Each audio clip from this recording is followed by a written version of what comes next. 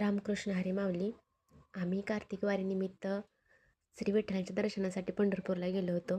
श्री विठ्ठलांच्या दर्शनाच्या अगोदर आम्ही चौफाळ्यातील श्रीकृष्णांचे दर्शन घेतलं. श्रीकृष्णांचे रूप पाहून फार प्रसन्न वाटलं. भाविकांनी तुळशीचे हार, फुलांचे हार श्रीकृष्णांना घातले होते, त्यामुळे श्रीकृष्ण फारच गोड आणि सुंदर दिसत होते. श्रीकृष्णांना नतमस्तक होऊन आम्ही सगळ्यांनी दर्शन घेतलं. कार्तिक वारी असल्यामुळे भाविकांनी फार गर्दी केली होती. नंतर आम्ही श्री विठ्ठलांचं दर्शन घेण्यासाठी मंदिराकडे निघालो. पश्चिमद्वारेकडे आम्ही निघालो होतो. तर सर्व फॅमिली मिळून आम्ही गेलो होतो. फार छान वाटत होतं दर्शनासाठी गेल्यानंतर.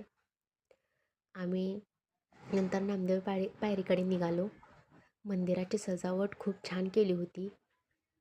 मंदिर अगदी विविध फुलांनी सजवलेले होते आणि मंदिरावर फुलांनी विठ्ठल रखुमाईची मूर्ती सजवलेली होती. फार प्रसन्न वाटलं ते पाहून. खूपच आकर्षक असा देखावा श्री विठ्ठल मंदिरावर केला होता. आणि या कार्तिकी वारीमध्ये जिकडे तिकडे स्वच्छता खूप केली होती.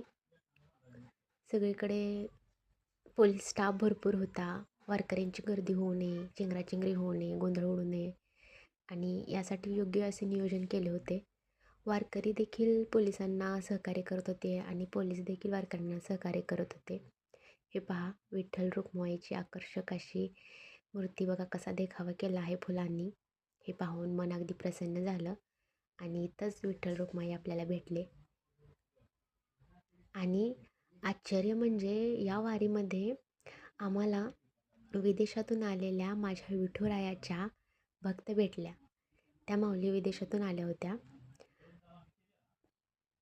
आपले विठ्ठल हे पूर्ण जगाचे माऊली आहेत, म्हणूनच म्हणतात विठू माऊली तू माऊली जगाची. तर या बघा, या आहेत त्या माऊली. मी त्यांच्याशी थोडंसं बोलले, पण गर्दीमुळे त्या पुढे निघून गेल्या.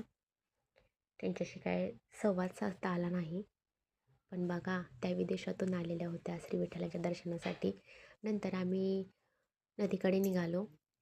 चंद्रभागा नदीचं दर्शन घेतलं. पुंडलिक महाराजांचं दर्शन घेतलं. पुंडलिक महाराजांच्या मंदिराजवळ देखील खूप गर्दी होती वारकऱ्यांची आणि पाणी नदीच्या कडेपर्यंत होतं.